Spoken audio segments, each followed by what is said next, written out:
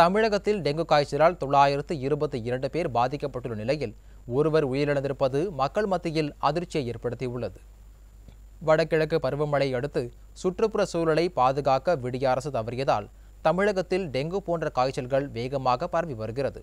இந்த நிலையில் ஜனவரி 16 வரையில் 922 பேர் டெங்கு காய்ச்சலால் பாதிக்கப்பட்டுள்ளதாகவும் இதில் ஒருவர் உயிரிழந்திருப்பதாகவும் கூறப்படுகிறது.